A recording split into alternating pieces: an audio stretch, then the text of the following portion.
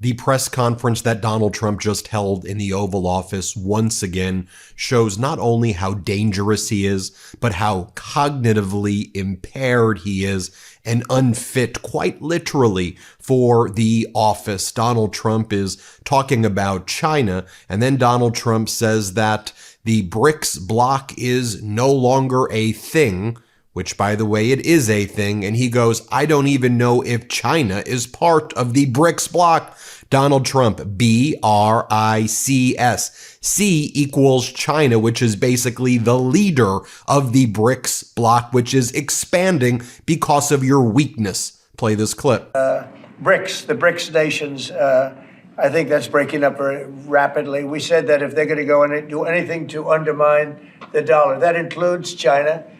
I don't even know that they're a member of BRICS, but they had a few nations get together to try and play cute. And I said, we're going to put 100% tariff on every one of those nations. And at the mere thought of saying that, I think that's all broken up. That idea has no longer sailed. Now, that would be a terrible thing for our country. It would be bad for the world. They wanted to undermine the dollar. The next clip I want to show you from this Oval Office press conference, a reporter asked Donald Trump who you blame for Russia's unlawful invasion of Ukraine. Yeah, Donald Trump said both sides, everybody's to blame. A lot of people, he says. Here, play this clip. To Ukraine as well. Yesterday you mentioned that you thought Ukraine's NATO aspirations were one of the main reasons that the war broke out. Who do you blame for the war, Ukraine or Russia? Well, I think that there were a lot of people to blame. All I can say is very simply, if I were president, that war would never have happened. And you know what? Quite literally, Vladimir Putin's talking points to a T. Then Donald Trump is asked about the MAGA Republican senator, maybe not all of that MAGA, but Republican senator from Mississippi, Senator Roger Wicker, who said that Pete Hegseth's speech in Europe was a rookie mistake. Specifically, Wicker said that it seemed like something that Tucker Carlson would write, and Tucker Carlson is a fool. So the reporter asks Donald Trump, were you aware of that? Did you know that that's what he was going to say? You'll see that Donald Trump's mind is total mush. Like, we need to have that conversation. Like, he's impaired. You can see it. If you have family members who have dementia, this is what it looks like. Play the clip. Senator Roger Wicker shepherded Defense Secretary Hegseth through his confirmation. He got him through that process, and then he had some tough words for him overseas. He said it was a rookie mistake for Secretary Hegseth to outline what would or would not happen as far as Ukraine's membership in NATO goes.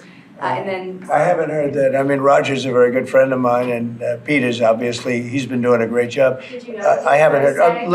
Let me look at. You tell me something. I have not heard about. The question I had is, were you aware of what Secretary Hegseth was going to say in his speech at NATO? Generally speaking, yeah. Generally speaking, I was. So I'll speak to Roger. I'll speak to Pete. I'll find out. Mr. President. Horrific. Horrifying. You come up with the word. So then he's asked about the speech that J.D. Vance gave at the Munich conference, which was widely condemned by our former allies, our once allies, the group that we once helped lead in Europe, European democracies, because J.D. Vance spent his speech attacking European democracies and promoting election interference by Vladimir Putin, and then wagging his finger at European democracies for being like pathetic. And one of the things Vance said was, you know, what the real issue is not Russia or China as a threat. It is the enemy within Europe. That they use that line. So here's what Donald Trump says about that speech. Play this clip. A real powerhouse again. Mr. President, if I could just follow up on Jackie's question about Munich. Vice President Vance's speech to the conference has ruffled quite a few feathers in Europe. What did he say to ruffle them? He was talking about the freedom of speech and migration in Europe. Do you believe that European leaders have a fundamentally different view of the world than this administration's? Well, I heard his speech, and I tell you, you're talking about J.D.'s speech, right? Yes, sir. I heard his speech, and he talked about freedom of speech, and I think it's true in Europe. It's losing. They're losing their wonderful right of freedom of speech. I see it. I mean, I thought he made a very good speech, actually, a very brilliant speech. Yeah. Europe has to be careful. And he talked about immigration. And Europe has a big immigration problem. Just take a look at what's happened with crime. Take a look at what's happening in various parts of Europe. I thought his speech was very well received, actually. I've heard very good remarks. And in regards to Ukraine as well. By the way, as you listen to Trump's voice, like, he looks lethargic, tired, weak, sickly, and cognitively impaired. And then Donald Trump said, I thought the speech was well received. There was about 3 people who clapped for it, and the audience, the rest of the audience, was in utter silence. The 3 people who clapped were the people who were there with Vance. Here, I'm going to show you the 3 people clapping. Play it. Very strong to begin with. Now, More on that in a moment. Now, what this was about, what this entire press conference was about. If you're wondering, what was today's press conference about, Ben? Well, Donald Trump signed an executive order stopping all federal funding from going to schools that require that students be vaccinated for COVID-19. And then Trump's like, problem solved. I solved the problem, everybody. Here, watch this. COVID and schools. Lindsay? Yep. So this first executive order, it prohibits federal funding for COVID-19 mandates, vaccine mandates in schools. Okay, and that will meaning they want to clear that up, Yep. the discrepancy. So any schools that require students to be vaccinated with COVID-19 shot, then there's no more federal funding, so. Okay?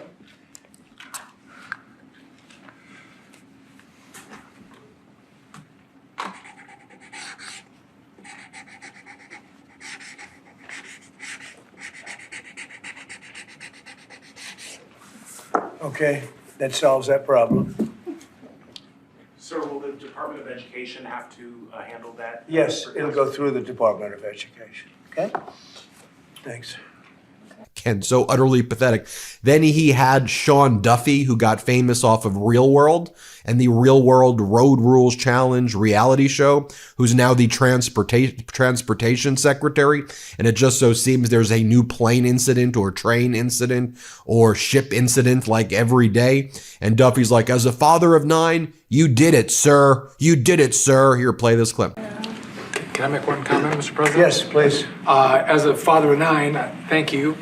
We should have parental freedom to decide what vaccines our kids take, as opposed to school systems and governors forcing upon the people that love these kids the most, which is the parents. So thank you for citing that. Great, thank you very much. People wanted that very badly. Okay. The whole bunch of these people are the most pathetic individuals ever. Donald Trump is then asked about the lead prosecutor in the Eric Adams case resigning, and Trump was like, oh, these are Biden people anyway. I'm not involved in that, but these are people from the previous administration. No, Donald. Lots of these people are conservative lawyers. Conservative lawyers. Here, play this clip. Okay, thank you. The lead prosecutor in Eric Adams' case resigned today, saying anyone who didn't press forward would be a coward. What's your reaction to that and to the overall implication that politics were at play here? Well, I don't know about it. I mean, obviously I'm not involved in that, but I would say this, that if they had a problem, and these are mostly people from the previous administration, you understand, so they weren't going to be there anyway. They were going to all be gone or dismissed. If not, they know on Tuesday they're all being dismissed. You know, the whole country is being, because what you do is you come in and you put new people in. So when you say resign, they're going to be gone anyway. But I know nothing about the individual case. I know that they didn't feel it was much of a case. They also felt that it was unfair with the election. Look, I would know that better than anybody because I was weaponized more than any human being in the history probably of the world. And I won the election in a landslide, winning all 7 swing states, winning the popular vote and everything else, because the people got it. It was weaponized, and I was weaponized literally weeks before the election. But I think there's also something to be said. I read that. There's something to be said for what they were doing. It looked to me to be very political. But why didn't they bring this up like 4 or 5 weeks ago, 6 weeks ago, or whatever it happened? You know, they just sat around and didn't complain. Then all of a sudden they complain, and they know they're all being dismissed anyway. So, you know, that's the way it is. That's called politics, I guess. Yeah, please. Yeah. The lead lawyer who resigned, Danielle Sassoon, She clerked for Justice Scalia. You don't get more conservative than what her background is. Democratic Senator Chris Murphy reposted what Lara Trump and the MAGAs are talking about. Lara Trump's post was, if you support border czar Tom Homan arresting AOC for giving illegal aliens instructions on how to avoid deportation, post a thumbs up emoji in the comments, make your voices heard, to which Chris Murphy says, it takes some effing gall to have J.D. Vance lecture Europe on free speech when at the exact same time the Trump regime is threatening Democrats back home with arrest if they even explain people's rights to them. By the way, you know who Trump's going after a lot too? His own supporters, the Venezuelans in South Florida who supported him, who were on temporary protected status, the Cubans. Trump's cutting deals with Maduro to send the Venezuelans who had their papers back to get killed and tortured by Maduro, or perhaps go to Guantanamo Bay concentration camps. We got this as well. Let me just show you this. This is what J.D. Vance said, so you can just see it for yourself at that Munich conference. Play it. We're at the point, of course, that the situation has gotten so bad that this December, Romania straight up canceled the results of a presidential election based on the flimsy suspicions of an intelligence agency and enormous pressure from its continental neighbors. Now, as I understand it, the argument was that Russian disinformation had infected the Romanian elections. But I'd ask my European friends to have some perspective. You can believe it's wrong for Russia to buy social media advertisements to influence your elections. We certainly do. You can condemn it on the world stage even. But if your democracy can be destroyed with a few $100,000 of digital advertising from a foreign country, then it wasn't very strong to begin with. Now, and here's what the German defense minister, Boris Pistorius, said. I may not be a famous negotiator, but even I know you don't give away all of the negotiating points before the negotiation takes place. Here, play the clip. I emphasized it already several times. I'm not the world's most important and famous deal maker. But if I were, I would know that I don't take any essential point of negotiations off the table before the negotiations begin.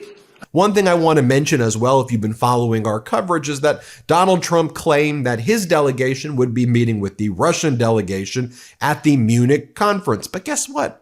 The Russian delegation was not going to the Munich conference. One of the things that was, there was no meeting, just a lie. Trump doesn't know what his foreign policy is. Nobody there knows what they're doing. What they tried to do to Zelensky today, though, we're learning from lots of reporters and some of the people who were actually part of the delegation, is they gave to Zelensky, when they met with him in Munich, a piece of paper, and they gave him a pen, and they just said, sign the piece of paper, sign the piece of paper. And Zelensky's like, I have a government I have to go back to, so I'm not just going to sign the piece of paper. The piece of paper says that you give us all of your rights to your minerals and your natural resources, and America gets to keep it. And Zelensky was like, I'm going to go bring this back. Okay. That's where we're at, folks. And just, you see Trump's cognitive issues over and over again. Hey, hit subscribe. Help us get to 5 million subscribers.